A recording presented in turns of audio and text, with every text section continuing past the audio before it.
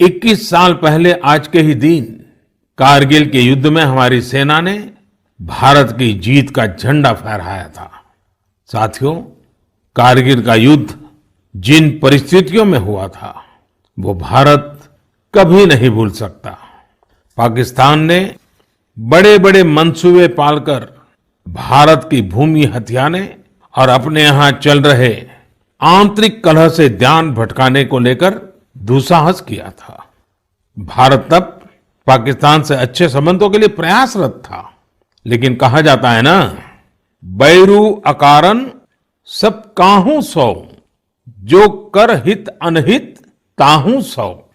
यानी दुष्ट का स्वभाव ही होता है हर किसी से बिना वजह दुश्मनी करना। ऐसे स्वभाव के लोग जो हित करता है उसका भी नुकसान ही सोचते हैं। इसलिए भारत की मित्रता के जवाब में पाकिस्तान द्वारा पीठ में छुरा घोंपने की कोशिश हुई थी, लेकिन उसके बाद भारत की वीर सेना ने जो पराक्रम दिखाया, भारत ने अपनी जो ताकत दिखाई, उसे पूरी दुनिया ने देखा। आप कल्पना कर सकते हैं, ऊंचे पहाड़ों पर बैठा हुआ दुश्मन और नीचे से लड़ रही हमारी सेनाएं, हमारे वीर जवान। लेकिन जीत पहाड़ की ऊंचाई की नहीं, भारत की सेनाओं के ऊंचे हौसले और सच्ची वीरता की हुई। साथियों, उस समय मुझे भी करगिल जाने और हमारे जवानों की वीरता के दर्शन का सौभाग्य मिला। वो दिन मेरे जीवन के सबसे अनमोल क्षणों में से एक है। मैं देख रहा हूं कि आज देश भर में लोग कारगिल विजय को याद कर रहे हैं। सोशल मीडिया पर एक हैशटैग करेज इन करगिल के साथ लोग अपने वीरों को नमन कर रहे हैं। जो शहीद हुए हैं उन्हें श्रद्धांजलि दे रहे हैं। मैं आज सभी देशवासियों की तरफ से हमारे इन वीर जवानों के साथ साथ उन वीर माताओं को भी नमन करता हूं जिन्होंने मां भारती के सच्चे सपूतों को जन्म दिया। मेरा देश के नौजवानों से आग्रह है कि आज दिन भर कारगिल विजय से जुड़े हमारे जाबाजों की कहानियां, वीर माताओं के त्याग के बारे में एक दूसरे को बताएं, शेयर करें। मैं साथियों आपसे एक आग्रह करता हूं। आज एक वेबसाइट है www.gallantryawards.gov.in। आप उसको जरूर विजिट करें। वहां आपको हमारे वीर पराक्रमी योद्धाओं के बारे में, उनके पराक्रम के बारे में बहुत सारी जानकारियां प्राप्त होगी। और वो जानकारियां जब आप अपने साथियों के साथ चर्चा करेंगे, उनके लिए भी प्रेरणा का कारण बनेगी। आप जरूर इस वेबसाइट को विजिट कीजिए और मैं तो कहूंगा बार बार कीजिए। साथियों, कारगिल युद्ध के समय अटल जी ने लाल किले से जो कहा था वो आज भी हम सभी के लिए बहुत प्रासंगिक है। अटल जी ने तब देश को गांधी जी के एक मंत्र की याद दिलाई थी। महात्मा गांधी का मंत्र था कि यदि किसी को कभी कोई दुविधा हो कि उसे क्या करना क्या न करना, तो उसे भारत के सबसे गरीब और असहाय व्यक्ति के बारे में सोचना चाहिए। उसे ये सोचना चाहिए कि जो वो करने जा रहा है उससे उस व्यक्ति की भलाई होगी या नहीं होगी। गांधी जी के इस विचार से आगे बढ़कर अटल जी ने कहा था कि करगिल युद्ध ने हमें एक दूसरा मंत्र दिया है। ये मंत्र था, कोई महत्वपूर्ण निर्णय लेने से पहले हम ये सोचें कि क्या हमारा ये कदम उस सैनिक के सम्मान के अनुरूप है जिसने उन दुर्गम पहाड़ियों में अपने प्राणों की आहुति दी थी।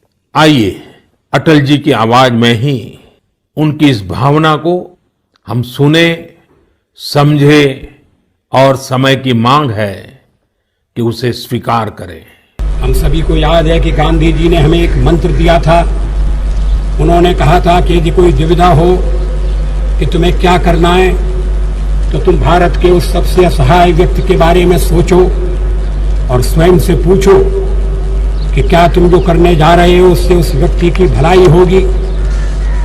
कारगिल ने हमें दूसरा मंत्र दिया है, कोई महत्वपूर्ण निर्णय लेने से पहले हम ये सोचें कि क्या हमारा ये कदम उस सैनिक के सम्मान के अनुरूप है जिसने उन दुर्गम पहाड़ियों में अपने प्राणों की आहुति दी थी।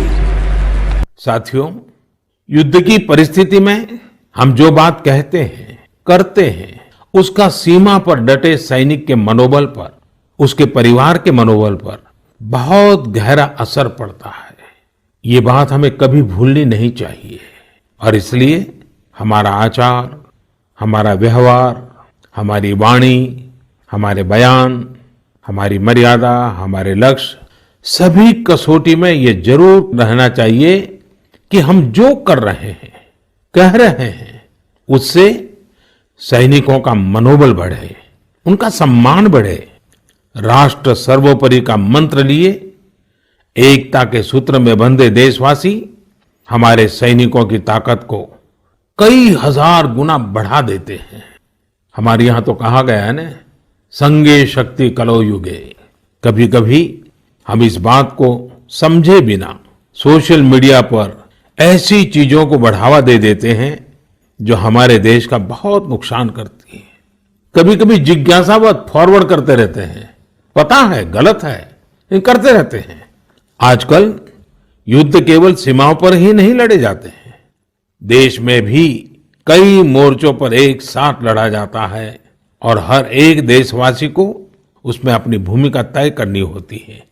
हमें भी अपनी भूमिका देश की सीमा पर दुर्गम परिस्थितियों में लड़ रहे सैनिकों को याद करते हुए तय करनी होगी। मेरे प्यारे देशवासियों, पिछले कुछ महीनों से पूरे देश ने एकजुट होकर जिस तरह कोरोना से मुकाबला किया है, उसने अनेक आशंकाओं को गलत साबित कर दिया है। आज हमारे देश में रिकवरी रेट अन्य देशों के मुकाबले बेहतर है। साथ ही हमारे देश में कोरोना से मृत्यु दर भी दुनिया के ज्यादातर देशों से काफी कम है। निश्चित रूप से एक भी व्यक्ति को खोना दुखद है, लेकिन भारत अपने लाखों देशवासियों का जीवन बचाने में सफल भी रहा है।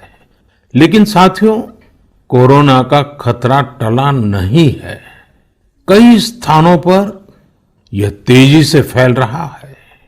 हमें बहुत ही ज्यादा सतर्क रहने की जरूरत है।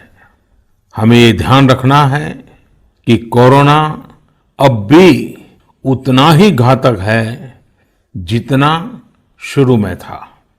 इसलिए हमें पूरी सावधानी बरतनी है। चेहरे पर मास्क लगाना या गमछे का उपयोग करना, 2 गज की दूरी, लगातार हाथ धोना, कहीं पर भी थूकना नहीं, साफ सफाई का पूरा ध्यान रखना, यही हमारे हथियार हैं जो हमें कोरोना से बचा सकते हैं। कभी कभी हमें मास्क से तकलीफ होती है और मन करता है कि चेहरे पर से मास्क हटा दें। बातचीत करना शुरू करते हैं, जब मास्क की जरूरत होती है ज्यादा, उसी समय मास्क हटा देते हैं। ऐसे समय मैं आपसे आग्रह करूंगा, जब भी आपको मास्क के कारण परेशानी फील होती हो, मन करता हो उतार देना है, तो पल भर के लिए उन डॉक्टर्स का स्मरण कीजिए, उन नर्सों का स्मरण कीजिए, हमारे उन कोरोना वॉरियर्स का स्मरण कीजिए। आप देखिए, वो मास्क पहन करके घंटों तक लगातार हम सबके जीवन को बचाने के लिए जुटे रहते हैं। 8-8, 10-10 घंटे तक मास्क पहने रखते हैं। क्या उनको तकलीफ नहीं होती होगी? थोड़ा सा उनका स्मरण कीजिए, आपको भी लगेगा कि हमें एक नागरिक के नाते इसमें जरा भी कोताही न बरतनी है, न किसी को बरतने देनी है। एक तरफ हमें कोरोना के खिलाफ लड़ाई को पूरी सजगता और सतर्कता के साथ लड़ना है, तो दूसरी ओर कठोर मेहनत से व्यवसाय, नौकरी, पढ़ाई, जो भी कर्तव्य हम निभाते हैं, उसमें गति लानी है, उसको भी नई ऊंचाई पर ले जाना है। साथियों, कोरोना काल में तो हमारे ग्रामीण क्षेत्रों ने पूरे देश को दिशा दिखाई है। गांवों से स्थानीय नागरिकों के, ग्राम पंचायतों के अनेक अच्छे प्रयास लगातार सामने आ रहे हैं। जम्मू में एक गांव त्रेवा ग्राम पंचायत है। वहां की सरपंच हैं बलबीर कौर जी। मुझे बताया गया कि बलबीर कौर जी ने अपनी पंचायत में 30 बेड का एक क्वारंटाइन सेंटर बनवाया। पंचायत आने वाले रास्तों पर पानी की व्यवस्था की, लोगों को हाथ धोने में कोई दिक्कत ना हो इसका इंतजाम करवाया। इतना ही नहीं, ये बलबीर कौर जी खुद अपने कंधे पर स्प्रे पंप टांग कर वॉलंटियर्स के साथ मिलकर पूरी पंचायत में, आसपास के क्षेत्र में सैनिटाइजेशन का काम भी करती है। ऐसी ही एक और कश्मीरी महिला सरपंच है गांदरबल के चौंटलीवार की जैतूना बेगम। जैतूना बेगम जी ने तय किया कि उनकी पंचायत कोरोना के खिलाफ जंग लड़ेगी और कमाई के लिए अवसर भी पैदा करेगी। उन्होंने पूरे इलाके में फ्री मास्क बांटे, फ्री राशन बांटा। साथ ही उन्होंने लोगों को फसलों के बीज और सेब के पौधे भी दिए ताकि लोगों को खेती में, बागवानी में दिक्कत ना आए। साथियों, कश्मीर से एक और प्रेरक घटना है। यहां अनंतनाग में म्युनिसिपल प्रेसिडेंट है श्रीमान मोहम्मद इकबाल। उन्हें अपने इलाके में सैनिटाइजेशन के लिए स्प्रेयर की जरूरत थी। उन्होंने जानकारी जुटाई तो पता चला कि मशीन दूसरे शहर से लानी पड़ेगी और कीमत भी होगी 6 लाख रुपए। तो श्रीमान इकबाल जी ने खुद ही प्रयास करके अपने आप स्प्रेयर मशीन बना ली और वो भी केवल 50,000 रुपये में। ऐसे कितने ही और उदाहरण हैं पूरे देश में, कोने कोने में ऐसी कई प्रेरक घटनाएं रोज सामने आती हैं। ये सभी अभिनंदन के अधिकारी हैं। चुनौती आई, लेकिन लोगों ने उतनी ही ताकत से उसका सामना भी किया। मेरे प्यारे देशवासियों, सही अप्रोच से, सकारात्मक अप्रोच से हमेशा आपदा को अवसर में, विपत्ति को विकास में बदलने में बहुत मदद मिलती है। अभी हम कोरोना के समय भी देख रहे हैं कि कैसे हमारे देश के युवाओं, महिलाओं ने अपने टैलेंट और स्किल के दम पर कुछ नए प्रयोग शुरू किए हैं। बिहार में कई वुमेन सेल्फ हेल्प ग्रुप्स ने मधुबनी पेंटिंग वाले मास्क बनाना शुरू किया है और देखते ही देखते ये खूब पॉपुलर हो गए। ये मधुबनी मास्क एक तरह से अपनी परंपरा का प्रचार तो करते ही हैं, लोगों को स्वास्थ्य के साथ रोजगारी भी दे रहे हैं। आप जानते ही हैं, नॉर्थ ईस्ट में बैम्बू यानी बांस कितनी बड़ी मात्रा में होता है। अब इसी बांस से त्रिपुरा, मणिपुर, असम के कारीगरों ने हाई क्वालिटी की पानी की बोतल और टिफिन बॉक्स बनाना शुरू किया है बाम्बू से। आप अगर इनकी क्वालिटी देखेंगे तो भरोसा नहीं होगा कि बांस की बोतलें भी इतनी शानदार हो सकती हैं और फिर ये बोतलें इको फ्रेंडली भी हैं। इन्हें जब बनाते हैं तो बांस को पहले नीम और दूसरे औषधीय पौधों के साथ उबाला जाता है। इससे इनमें औषधीय गुण भी आते हैं। छोटे छोटे स्थानीय प्रोडक्ट से कैसे बड़ी सफलता मिलती है, इसका एक उदाहरण झारखंड से भी मिलता है। झारखंड के बिशुनपुर में इन दिनों 30 से ज्यादा समूह मिलकर के लेमन ग्रास की खेती कर रहे हैं। लेमन ग्रास 4 महीनों में तैयार हो जाती है और उसका तेल बाजार में अच्छे दामों में बिकता है। इसकी आजकल काफी मांग भी है। मैं देश के 2 इलाकों के बारे में भी बात करना चाहता हूं। दोनों ही एक दूसरे से सैकड़ों किलोमीटर दूर है और अपने अपने तरीके से भारत को आत्मनिर्भर बनाने के लिए कुछ हटकर के काम कर रहे हैं। एक है लद्दाख और दूसरा है कच्छ। लेह और लद्दाख का नाम सामने आते ही खूबसूरत वादियां और ऊंचे ऊंचे पहाड़ों के दृश्य हमारे सामने आ जाते हैं। ताजी हवा के झोंके महसूस होने लगते हैं। वहीं कच्छ का जिक्र होते ही रेगिस्तान, दूर दूर तक रेगिस्तान, कहीं पेड़ पौधा भी नजर ना आए, ये सब हमारे सामने आ जाता है। लद्दाख में एक विशिष्ट फल होता है जिसका नाम चूली या एप्रिकॉट यानी खुबानी है। ये फसल इस क्षेत्र की इकोनॉमी को बदलने की क्षमता रखती है, परंतु अफसोस की बात यह है कि सप्लाई चेन, मौसम की मार जैसी अनेक चुनौतियों से ये जूझता रहता है। इसकी कम से कम बर्बादी हो, इसके लिए आजकल एक नए इनोवेशन का इस्तेमाल शुरू हुआ है। एक ड्यूअल सिस्टम है जिसका नाम है solar apricot dryer and space heater. ये खुबानी और दूसरे अन्य फलों एवं सब्जियों को जरूरत के अनुसार सूखा सकता है, और वो भी हाइजीनिक तरीके से। पहले जब खुबानी को खेतों के पास सुखाते थे तो इससे बर्बादी तो होती ही थी, साथ ही धूल और बारिश के पानी की वजह से फलों की क्वालिटी भी प्रभावित होती थी। दूसरी ओर आजकल कच्छ में किसान ड्रैगन फ्रूट्स की खेती के लिए सराहनीय प्रयास कर रहे हैं। बहुत से लोग जब सुनते हैं तो उन्हें आश्चर्य होता है, कच्छ और ड्रैगन फ्रूट्स, लेकिन वहां आज कई किसान इस कार्य में जुटे हैं। फल की गुणवत्ता और कम जमीन में ज्यादा उत्पाद को लेकर काफी इनोवेशन किए जा रहे हैं। मुझे बताया गया है कि ड्रैगन फ्रूट्स की लोकप्रियता लगातार बढ़ रही है, विशेषकर नाश्ते में इस्तेमाल काफी बढ़ा है। कच्छ के किसानों का संकल्प है कि देश को ड्रैगन फ्रूट्स का आयात न करना पड़े। यही तो आत्मनिर्भरता की बात है। साथियों, जब हम कुछ नया करने का सोचते हैं, इनोवेटिव सोचते हैं, तो ऐसे काम भी संभव हो जाते हैं जिनकी आम तौर पर कोई कल्पना नहीं करता। जैसे कि बिहार के कुछ युवाओं को ही लीजिए। पहले सामान्य नौकरी करते थे। एक दिन उन्होंने तय किया कि वो मोती यानी पल्स की खेती करेंगे। उनके क्षेत्र में लोगों को इस बारे में बहुत पता नहीं था, लेकिन इन लोगों ने पहले सारी जानकारी जुटाई, जयपुर और भुवनेश्वर जाकर ट्रेनिंग ली और अपने गांव में ही मोती की खेती शुरू कर दी। आज ये स्वयं तो इससे काफी कमाई कर ही रहे हैं।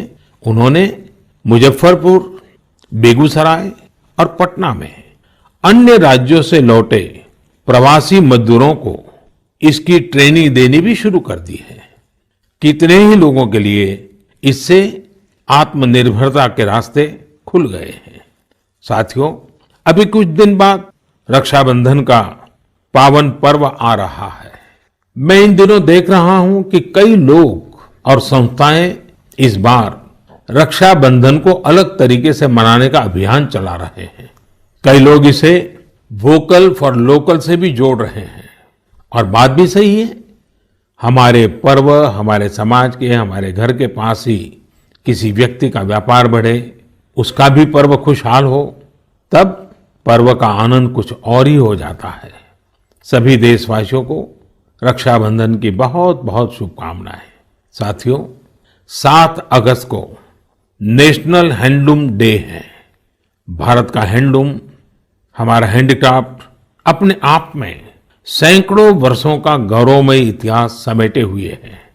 हम सभी का प्रयास होना चाहिए कि न सिर्फ भारतीय हैंडलूम और हैंडीक्राफ्ट का ज्यादा से ज्यादा उपयोग करें, बल्कि इसके बारे में हमें ज्यादा से ज्यादा लोगों को बताना भी चाहिए। भारत का हैंडलूम और हैंडीक्राफ्ट कितना रिच है, इसमें कितनी विविधता है, ये दुनिया जितना ज्यादा जानेगी उतना ही हमारे लोकल कारीगरों और बुनकरों को लाभ होगा। साथियों, विशेषकर मेरे युवा साथियों, हमारा देश बदल रहा है। कैसे बदल रहा है, कितनी तेजी से बदल रहा है, कैसे कैसे क्षेत्रों में बदल रहा है। एक सकारात्मक सोच के साथ अगर निगाह डालें तो हम खुद अचंभित रह जाएंगे। एक समय था जब खेलकूद से लेकर के अन्य सेक्टर्स में अधिकतर लोग या तो बड़े बड़े शहरों से होते थे, या बड़े बड़े परिवार से, या फिर नामी गिरामी स्कूल या कॉलेज से होते थे। अब देश बदल रहा है। गांवों से, छोटे शहरों से, सामान्य परिवार से हमारे युवा आगे आ रहे हैं, सफलता के नए शिखर चूम रहे हैं। ये लोग संकटों के बीच भी नए नए सपने संजोते हुए आगे बढ़ रहे हैं। कुछ ऐसा ही हमें अभी हाल ही में जो बोर्ड एग्जाम्स के रिजल्ट आए उसमें भी दिखता है। आज मन की बात में हम कुछ ऐसे ही प्रतिभाशाली बेटे बेटियों से बात करते हैं। ऐसी ही एक प्रतिभाशाली बेटी है कृतिका नांदल। कृतिका जी हरियाणा में पानीपत से हैं। हेलो कृतिका जी, नमस्ते। नमस्ते सर। इतने अच्छे परिणाम के लिए आपको बहुत बहुत बधाई। धन्यवाद सर। और आपको तो इन दिनों टेलीफोन लेते लेते भी आप थक गई होगी, इतने सारे लोगों के फोन आते होंगे। जी सर। और जो लोग बधाई देते हैं वो भी गर्व महसूस करते होंगे कि वो आपको जानते हैं। आपको कैसा लग रहा है? सर बहुत अच्छा लग रहा है। पेरेंट्स को प्राउड फील करा के खुद को भी इतना प्राउड फील हो रहा है। अच्छा, ये बताइए कि आपकी सबसे बड़ी प्रेरणा कौन है? सर मेरी मम्मी है सबसे बड़ी प्रेरणा तो मेरी। वाह। अच्छा, आप मम्मी से क्या सीख रही है? सर उन्होंने अपनी जिंदगी में इतनी मुश्किलें देखी फिर भी वो इतनी बोल्ड और इतनी स्ट्रोंग है। सर उन्हें देख देख के इतनी प्रेरणा मिलती है कि मैं भी उन्हीं की तरह बनूं। माँ कितनी पढ़ी लिखी हैं? सर बीए की है उन्होंने। बीए किया हुआ है? जी सर। अच्छा, तो माँ आपको सिखाती भी होगी? जी सर सिखाती हैं, दुनियादारी के बारे में हर बात बताती है। वह डांटती भी होगी? जी सर डांटती भी है। अच्छा बेटा, आप आगे क्या करना चाहती हैं? सर हम डॉक्टर बनना चाहते हैं। अरे वाह। MBBS। देखिए, डॉक्टर बनना आसान काम नहीं है। जी सर। डिग्री तो प्राप्त कर लेंगी क्योंकि आप बड़ी तेजस्वी हो बेटा, लेकिन डॉक्टर का जीवन जो है वो समाज के लिए बहुत समर्पित होता है। जी सर। उसको कभी रात को चैन से सो भी नहीं सकता है, कभी भी पेशेंट का फोन आ जाता है, अस्पताल से फोन आ जाता है, उसको दौड़ना पड़ता है। एक प्रकार से 24/7 365 डेज डॉक्टर की जिंदगी लोगों की सेवा में लगी रहती है। Yes sir. और खतरा भी रहता है क्योंकि कभी पता नहीं आजकल के जिस प्रकार की बीमारियां हैं, तो डॉक्टर के सामने भी बहुत बड़ा संकट रहता है। जी सर। अच्छा कृतिका, हरियाणा तो खेलकूद में पूरे हिंदुस्तान के लिए हमेशा ही प्रेरणा देने वाला, प्रोत्साहन देने वाला राज्य रहा है। हाँ जी सर। तो आप भी तो कुछ खेलकूद में भाग लेती हैं क्या? कुछ खेलकूद पसंद है क्या आपको? सर बास्केटबॉल खेलते थे स्कूल में थे जब। अच्छा, आपकी ऊंचाई कितनी है? ज्यादा है ऊंचाई? नहीं सर 5'2" की है। अच्छा, तो फिर तुम्हारे खेल में पसंद करते हैं? सर वो तो बस पैशन है, खेल लेते हैं। अच्छा अच्छा, चलिए कृतिका जी, आपके माताजी को मेरी तरफ से प्रणाम कहिए। उन्होंने आपको इस प्रकार के योग्य बनाया, आपके जीवन को बनाया। आपकी माताजी को प्रणाम और आपको बहुत बहुत बधाई, बहुत बहुत शुभकामनाएं। धन्यवाद सर। आइए अब हम चलते हैं केरला, एर्नाकुलम। केरला के नौजवान से बात करेंगे। हेलो। हेलो सर, नमस्कार। So Vinayak, congratulations. Thank you sir. शाबाश विनायक, शाबाश। थैंक तो you how is the josh? High sir. Do you play any sport? Badminton. Badminton? Yes. In a school or you had any chance to take a training? No, in school we have already get some training Mm-hmm. from our teachers. So thus, and we get opportunity to participate outside Wow. from the school itself. How many states you have visited? I have visited only Kerala and Tamil Nadu. Only Kerala and Tamil Nadu. Yes. So would you like to visit Delhi? Yes sir, now I am applying Delhi University for my higher studies. Wow. So you are coming to Delhi. Yes sir. Tell me, do you have any message for fellow students who will give board exams in future? Hard work and proper time utilization. Such a perfect time management. Yes sir. So Vinayak, I would like to know your hobbies. First of all, badminton. Mm-hmm. And then reading. Mm-hmm. So are you active on social media? No, we are not allowed to use any electronic items or gadgets in the school. So you are lucky. Yes, sir. Well, Vinayak, congratulations again and wish you all the best. Thank you, sir. आइए हम उत्तर प्रदेश चलते हैं। उत्तर प्रदेश में अमरोहा के श्रीमान उस्मान सैफी से बात करेंगे। हेलो उस्मान, बहुत बहुत बधाई, आपको ढेरों ढेरों बधाई। Thank you sir. अच्छा, अब उस्मान बताइए कि आपने जो चाहा था वही रिजल्ट मिला कि कुछ कम आया? नहीं, जो चाहा था वही मिला है। मेरे पेरेंट्स भी बहुत खुश हैं। वाह अच्छा, परिवार में और भाई भी बहुत इतने ही तेजस्वी हैं कि घर में आप ही हैं जो इतने तेजस्वी हैं? सिर्फ मैं ही हूँ। मेरा भाई वो थोड़ा सा शरारती है, बाकी मुझे लेकर बहुत खुश रहता है। अच्छा अच्छा अच्छा, आप जब पढ़ रहे थे तो उस्मान आपका पसंदीदा विषय क्या था? मैथमेटिक्स। अरे वाह, तो मैथमेटिक्स में क्या रुचि रहती थी, कैसे हुआ, किस टीचर ने आपको प्रेरित किया? जी, हमारे एक सब्जेक्ट टीचर रजत सर, उन्होंने मुझे प्रेरणा दी और वो बहुत अच्छा पढ़ाते हैं और मैथमेटिक्स शुरू से ही मेरा अच्छा रहा है और वो काफी इंटरेस्टिंग सब्जेक्ट भी है। तो जितना ज्यादा करते हैं उतना ज्यादा इंटरेस्ट आता है, तो इसलिए मेरा फेवरेट सब्जेक्ट। आपको मालूम है एक ऑनलाइन वैदिक मैथमेटिक्स के क्लासेस चलते हैं? Yes sir. हाँ, कभी ट्राई किया है इसका? नहीं सर, अभी नहीं किया। आप देखिए, बहुत सारे आपके दोस्तों को लगेगा जैसे आप जादूगर है, क्योंकि कंप्यूटर की स्पीड से आप गिनती कर सकते हैं। वैदिक मैथमेटिक्स की बहुत सरल टेक्निक्स हैं और आजकल वो ऑनलाइन पर भी अवेलेबल होते हैं। जी सर। क्योंकि आपकी मैथमेटिक्स में इंटरेस्ट है तो बहुत सी नई नई चीजें भी आप दे सकते हैं। जी सर। अच्छा उस्मान, आप खाली समय में क्या करते हैं? खाली समय में सर कुछ न कुछ लिखता रहता हूँ मैं। मुझे लिखने में बहुत इंटरेस्ट आता है। अरे वाह, मतलब आप मैथमेटिक्स में रुचि लेते हैं, लिटरेचर में भी रुचि लेते हैं? Yes sir. क्या लिखते हैं? कविताएं लिखते हैं, शायरियां लिखते हैं?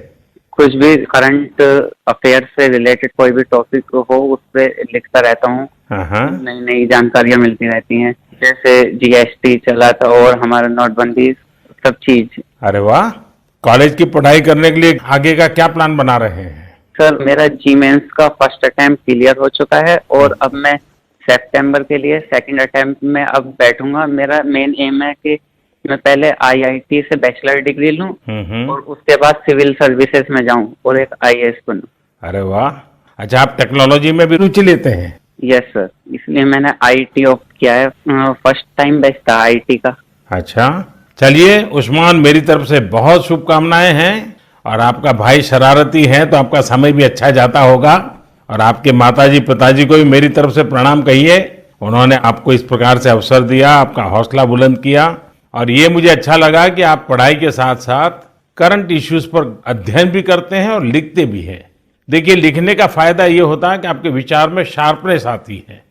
बहुत बहुत अच्छा फायदा होता है लिखने से। तो बहुत बहुत बधाई मेरी तरफ से।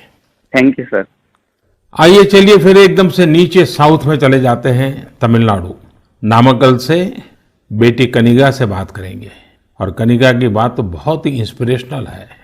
कनिका जी, वणक्कम। वणक्कम sir. How are you? Fine sir. First of all, I would like to congratulate you for your great success. Thank you sir.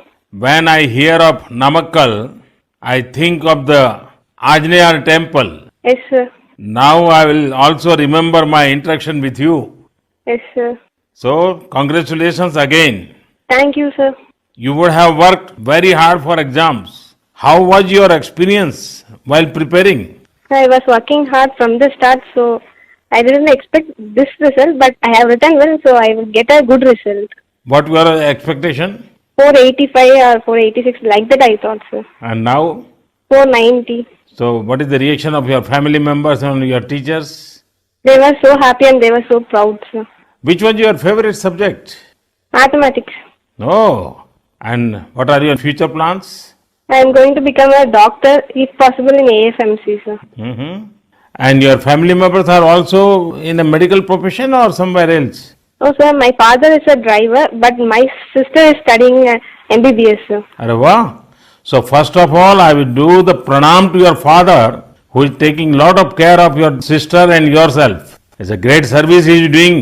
Yes, sir. And it's an inspiration for all. Yes, sir. So my congratulations to you, your sister and your father and your family. Thank you, sir. साथियों, ऐसे और भी कितने युवा दोस्त हैं, कठिन परिस्थितियों में भी जिनके हौसले की, जिनकी सफलता की कहानियां हमें प्रेरित करती हैं। मेरा मन था कि ज्यादा से ज्यादा युवा साथियों से बात करने का मौका मिले, लेकिन समय की भी कुछ मर्यादाएं रहती हैं। मैं सभी युवा साथियों को यह आग्रह करूंगा कि वो अपनी कहानी, अपनी जुबानी जो देश को प्रेरित कर सके, वो हम सबके साथ जरूर साझा करें।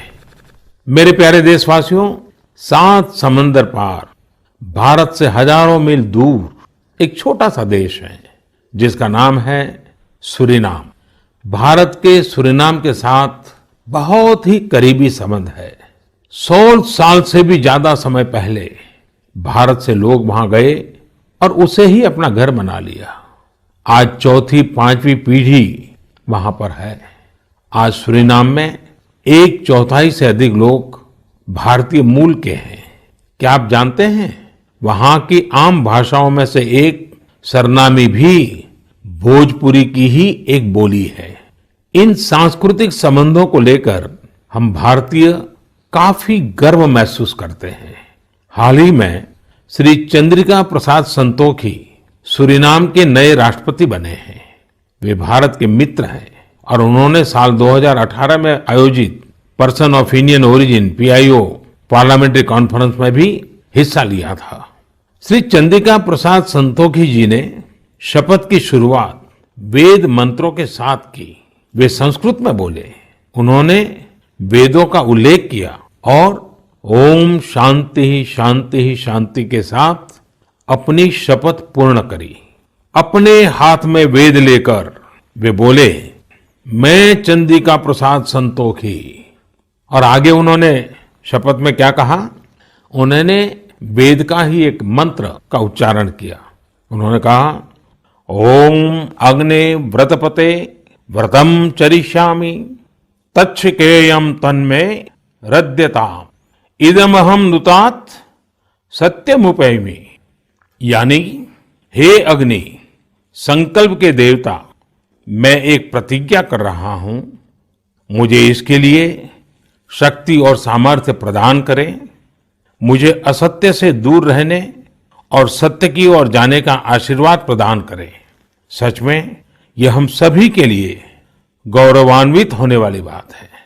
मैं श्री चंद्रिका प्रसाद संतोखी को बधाई देता हूं और अपने राष्ट्र की सेवा करने के लिए 130 करोड़ भारतीयों की ओर से उन्हें शुभकामनाएं देता हूं। मेरे प्यारे देशवासियों, इस समय बारिश का मौसम भी है। पिछली बार भी मैंने आपसे कहा था कि बरसात में गंदगी और उनसे होने वाली बीमारियों का खतरा बढ़ जाता है। अस्पतालों में भीड़ भी बढ़ जाती है। इसलिए आप साफ सफाई पर बहुत ज्यादा ध्यान दें। इम्यूनिटी बढ़ाने वाली चीजें, आयुर्वेदिक काढ़ा वगैरह लेते रहें। कोरोना संक्रमण के समय में हम अन्य बीमारियों से दूर रहें। हमें अस्पताल के चक्कर न लगाने पड़े, इसका पूरा ख्याल रखना होगा। साथियों, बारिश के मौसम में देश का एक बड़ा हिस्सा बाढ़ से भी जूझ रहा है। बिहार, असम जैसे राज्यों के कई क्षेत्रों में तो बाढ़ ने काफी मुश्किलें पैदा की हुई है। यानी एक तरफ कोरोना है तो दूसरी तरफ ये एक और चुनौती है। ऐसे में सभी सरकारें, NDRF की टीमें, राज्य की आपदा नियंत्रण टीमें, स्वयंसेवी संस्थाएं सब एक साथ मिलकर जुटे हुए हैं। हर तरह से राहत और बचाव के काम कर रहे हैं। इस आपदा से प्रभावित सभी लोगों के साथ पूरा देश खड़ा है। साथियों, अगली बार जब हम मन की बात में मिलेंगे, उसके पहले ही 15 अगस्त भी आने वाला है। इस बार 15 अगस्त भी अलग परिस्थितियों में होगा। कोरोना महामारी की इस आपदा के बीच होगा। मेरा अपने युवाओं से, सभी देशवासियों से अनुरोध है कि हम स्वतंत्रता दिवस पर महामारी से आजादी का संकल्प लें, आत्मनिर्भर भारत का संकल्प लें, कुछ नया सीखने और सिखाने का संकल्प लें, अपने कर्तव्यों के पालन का संकल्प लें। हमारा देश आज जिस ऊंचाई पर है, वो कई ऐसी महान विभूतियों की तपस्या की वजह से हैं जिन्होंने राष्ट्र निर्माण के लिए अपना जीवन समर्पित कर दिया। उन्हीं महान विभूतियों में से एक है लोकमान्य तिलक। 1 अगस्त 2020 को लोकमान्य तिलक जी की 100वीं पुण्यतिथि है। लोकमान्य तिलक जी का जीवन हम सभी के लिए बहुत बड़ी प्रेरणा है, हम सभी को बहुत कुछ सिखाता है। अगली बार जब हम मिलेंगे तो फिर ढेर सारी बातें करेंगे, मिलकर कुछ नया सीखेंगे और सबके साथ साझा करेंगे। आप सब अपना ख्याल रखिए, अपने परिवार का ख्याल रखिए और स्वस्थ रहिए। सभी देशवासियों को आने वाले सभी पर्वों की बहुत बहुत शुभकामनाएं। बहुत बहुत धन्यवाद।